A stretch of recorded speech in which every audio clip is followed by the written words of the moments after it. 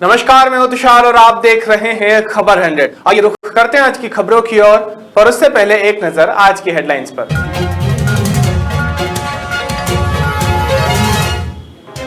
चीन में फिर से कोरोना का कहर, हेबई में फिर लॉकडाउन।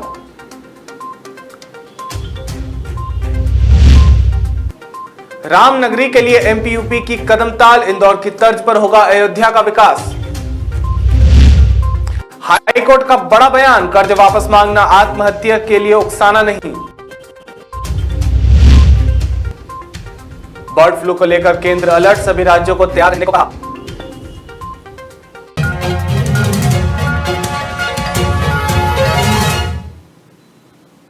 साइबर ठगी के रोज नए नए मामले सामने आ रहे हैं। इसी कड़ी में इंदौर के खजनाना क्षेत्र से एक रोचक मामला सामने आया है।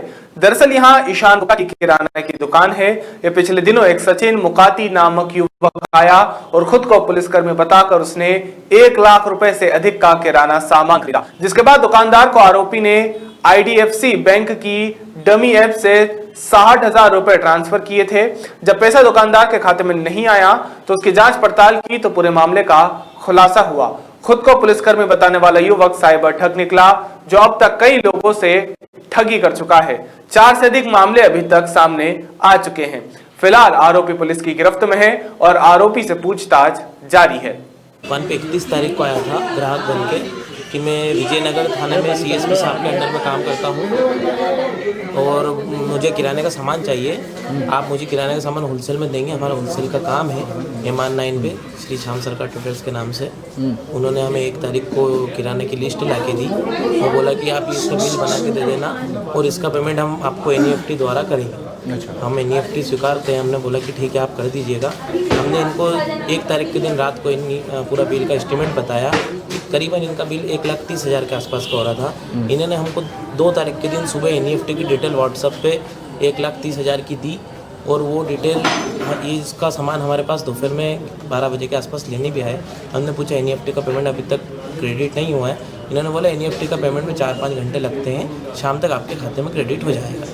हमने इनकी सारी ट्रांजैक्शन आईडी वगैरह सब देख के इनको माल दे दिया।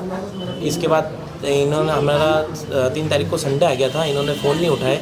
4 तारीख के दिन सुबह बोलते कि आज 6 बजे तक किसी भी हालत में पेमेंट आ जाएगा। हमने इनको फिर प्रयास किया, बोले मैं शिरडी आ गया हूँ, अब 2 दिन में आके करूँगा।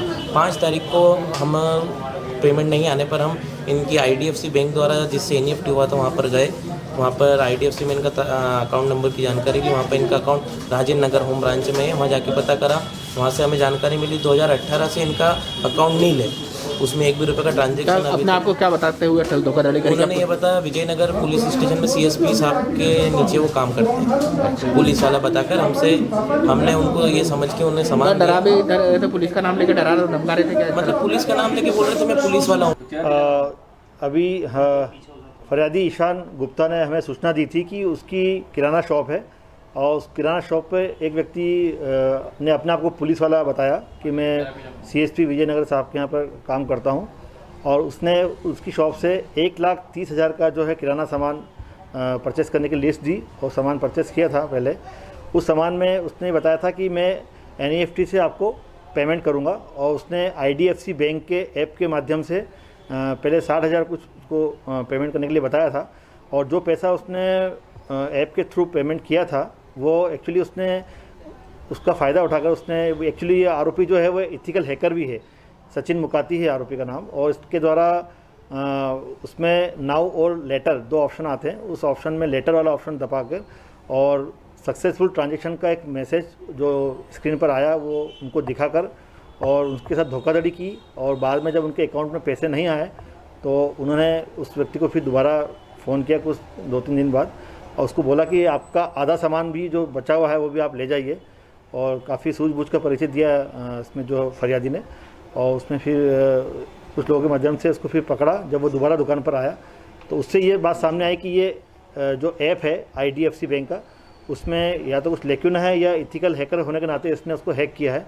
इसकी भी हम लोग जांच कर रहे हैं और कल हम लोग बैंक अधिकारियों से मिलकर इसके बारे में बताएंगे और अगर ये ऐप में लेक्यून है तो उसको बंद करवाएंगे। सर एक डमी ऐप बनाई अधिकारी का भी होना बताया जा रहा है सर, ये सरकारी अधिकारी खुद को बता रहा था। नहीं, ये पुलिस में अपने आप को बताता, इसने कटिंग भी अपनी बिल्कुल पुलिस की जैसी कर रखी है और ये विश्वास दिलाने के लिए लोगों को कि मैं एक सही व्यक्ति हूँ, अपने आप को पुलिस वाला बताता था। कितनी जगहों पर सर इसने वारदात इस तरह की धोखाधड़ी की थी? अभी हमारे पास जो फरियादी हैं उसमें एक और फरियादी भी हैं जिनके द्वारा बताया गया कि इसी तरह का व्यक्ति है, जो कि बैंक में भी हम लोग जानकारी ले रहे हैं, तो बैंक से भी पता चल जाएगा क्योंकि कई लोग उसके पास गए होंगे इसकी तस्दीक करने के लिए। जब उनके अकाउंट में पैसा नहीं आया तो वो उसकी तस्दीक करने बैंक गए हो, तो वहाँ से भी हमको जानकारी मिल जाएगी। सर पुलिस वाला बन के 2 लाख रुपए ले लिए किसी से?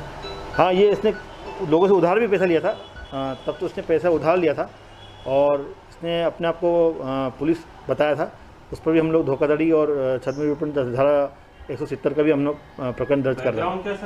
सर विजयनगर में ये काफ़ी पढ़ा लिखा है, इसने साइबर सिक्योरिटी में भी पढ़ाई की है और ये पुलिस के जो है कुछ हैकिंग के जो काम आता था, इसको करना आता था और उसी प्रकार से इसने इथिकल हैकर अपने आप को बताता है और इसके पास जो है इसने गलत संगत में आकर ये काम करना बता रहा है। इसके पास 1-2 एम्बुलेंस भी है जो कि इसने वहाँ पर भी इसने शायद पैसा नहीं चुकाया है। एम्बुलेंस इसने किराए पे ली है लेकिन अभी तक उसको पैसा नहीं चुकाया है, ऐसी जानकारी सामने आ रही है। विजयनगर में सर काफी होटलें भी इन्हें टीआई बन के बुक करी विजयनगर। अभी इसकी तस्दीक कर रहे हैं। इसने वहाँ इसका कहना कि मैंने तो पैसा दिया है वहाँ पर होटल जो बुक कराई थी। अभी उन सब की तस्दीक हो रही है। अभी प्रथम दृष्टया अभी हम लोगों ने धोखाधड़ी का अपराध पंजीबद्ध किया है। अब इससे पूछताछ करेंगे और बाकी एम्बुलेंस चलाने के रूप में, जो किराए के चलाने के रूप में। कहाँ का रहने वाला है? ये बाणगंगा क्षेत्र का रहने वाला है और इसकी बाकी हम लोग तस्दीक कर रहे हैं। इसने कहाँ का अपराध किया उसकी भी हम जानकारी उठा रहे हैं। इंदौर में कौवों के बाद अब बर्ड फ्लू के लक्षण मुर्गों में भी मिले हैं। दिल्ली कॉलेज के बाद मूसाखेड़ी क्षेत्र में मिले सैंपलों की प्रारंभिक जांच में बर्ड फ्लू के लक्षण सामने आए हैं। यह जांच राष्ट्रीय उच्च सुरक्षा रोग अनुसंधान प्रयोगशाला भोपाल में हुई थी। रिपोर्ट पॉजिटिव आने के बाद मूसाखेड़ी क्षेत्र में 1 किलोमीटर क्षेत्र में चिकन मार्केट को 7 दिन के लिए तत्काल बंद करवा दिया गया है। बता दें, मध्य प्रदेश में अब तक 19 जिलों में 700 से अधिक पक्षियों की मौत बर्ड फ्लू से हो चुकी है। इंदौर के मामले में सामने आया है कि चिकन काटने के स्थान और उपयोग किए गए चाकुओं के सैंपल पॉजिटिव हैं। राज्य सरकार ने सीमावर्ती जिलों के कलेक्टरों से कहा है कि जिन राज्यों से पोल्ट्री में बर्ड फ्लू की जानकारी मिली है वहां से कारोबार फिलहाल रोकने की कार्यवाही करवाई जाए। केरल और आसपास के राज्यों के कारोबार में 10 दिन तक रोक लग चुकी है। एवियन इन्फ्लुएंजा के तहत आज मूसाखेड़ी क्षेत्र में कार्रवाई की गई थी और इसमें करीब 17 दुकानों के खिलाफ कार्रवाई करते हुए 197 बर्ड वहां से सीज किए और करीब 200 अंडे भी सीज किए। और जो एवियन इन्फ्लुएंजा या बर्ड फ्लू के प्रोटोकॉल के तहत जो गाइडलाइंस सेट की, उसी के तहत उन सारे बर्ड्स को हम लोगों ने जेसीबी मशीन के थ्रू गड्ढा करके उसको डिस्ट्रॉय किया है। क्योंकि इस एरिया में इन्फेक्टेड एरिया हो चुका है ये और यहाँ पर इसका आउटब्रेक डिक्लेयर हो चुका है, इसलिए हम लोगों को ये इस एरिया को पूरी तरह से 1 किलोमीटर के एरिया में किसी भी तरह की मटन चिकन शॉप को अगले 1 हफ्ते के लिए सारी दुकानें बंद रखना पड़ेगी और किसी भी तरह का आवागमन, चाहे पोल्ट्री का, पोल्ट्री व्हीकल का या एक फार्म से दूसरे फार्म में आदमी का आने जाने का, ये सब सारी चीज़ों को हम लोग बैन करेंगे। जिन दुकानों के खिलाफ आज कार्रवाई की गई थी उन दुकानों पर सैनिटाइजेशन की कार्रवाई हम लोग कल से शुरू करेंगे। तो ये प्रोटोकॉल के तहत हम लोगों ने सारी कार्रवाई की है और उम्मीद है कि जल्दी से जल्दी इस वायरस पर कंट्रोल कर लिया जाएगा। इंदौर के बर्फानी धाम चौराहे पर 4 साल पहले ट्रैफिक नियंत्रण करने के लिए लगाए गए रोबोट को सरफिरे ने तोड़ डाला। बता दें, घटना गुरुवार रात करीब 8 बजे की है। सरफिरा रोबोट तोड़कर मौके से भाग निकला। वहीं मौके पर मौजूद लोगों ने इसका वीडियो भी बनाया। पुलिस वीडियो के आधार पर कार्रवाई कर रही है। कोरोना महामारी के साथ साथ अब बर्ड फ्लू ने भी दस्तक दे दी है। इसी बीच शासन प्रशासन की चिंता काफी बढ़ चुकी है। वहीं भारत के कई राज्यों की तरह मध्य प्रदेश में भी कोरोना वैक्सीन लगाने की तैयारियां की जा रही है। इसी के चलते मध्य प्रदेश के स्वास्थ्य मंत्री प्रभुराम चौधरी का बयान सामने आया है, जिसमें प्रभुराम चौधरी ने कहा कि मध्य प्रदेश के प्रत्येक जिले में वैक्सीन लगाने की तैयारी हो चुकी है। हर जिले मुख्यालय में कंट्रोल सेंटर बनाया गया है और सभी को ट्रेन कर दिया गया है। इसी के साथ स्वास्थ्य मंत्री ने कोरोना वैक्सीन और बर्ड फ्लू पर कई बातें कही। आज पूरे मध्य प्रदेश के प्रत्येक जिले में कोरोना वैक्सीन को लेकर जो हमारा ड्राई रन आज किया जा रहा है, भोपाल में पहले ही 2 तारीख को यहाँ पर किया गया था सक्सेसफुली 3 पॉइंटों पे, और आज मध्य प्रदेश के पूरे 51 जिलों में हर जिले में 3 पॉइंट बनाए गए हैं और वहाँ आज पूरा ट्रायल की जाएगी। पूरा कंट्रोल रूम से सब कमांड किया जाएगा। सब लोगों को हर एक सेशन पे 25 लोग आएंगे, उनको मैसेज कर दिए गए हैं। मैं भी अभी जा रहा हूँ, जो हमारा स्टेट का कंट्रोल रूम है वहाँ से सब जगह कैसा चल रहा है सबसे बातचीत करूँगा।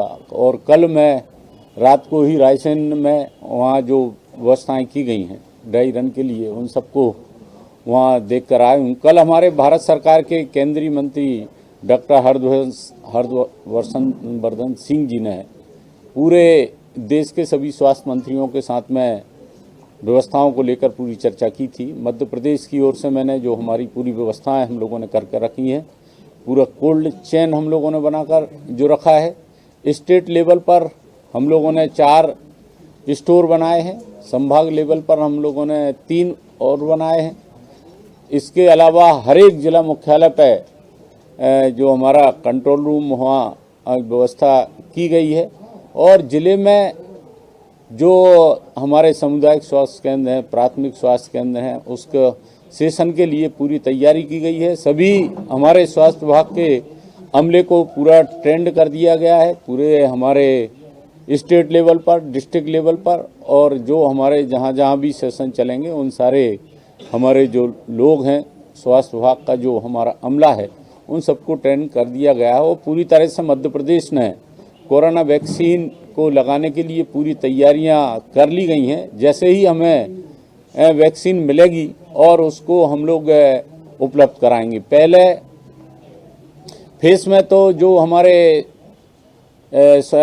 हेल्थ वर्कर हैं उनके लिए, और दूसरा जो फ्रंट लाइन वर्कर हैं जिसमें हमारे गृह विभाग के, हमारे नगरीय प्रशासन विभाग के और राजस्व विभाग के, इनको दी जाएगी। उसके बाद जो सेकंड फेस आएगा उसमें हम लोग जो 50 साल से ऊपर वाले हैं या फिर कोमॉर्बिडिटी है, जिसको कोई अन्य बीमारियां हैं, उन लोगों को लगाएंगे जैसे ही उपलब्धता होती है। जैसे कि हम उम्मीद कर रहे हैं कि जल्दी ही हमको वैक्सीन मिल जाएगी, उसकी तैयारियां मध्य प्रदेश ने पूरी तरीके से कर ली। अभी के लिए केवल इतना ही। बाकी ताजा खबरों के लिए जुड़े रहिए खबर 100 के साथ। जनता की बुलंद आवाज।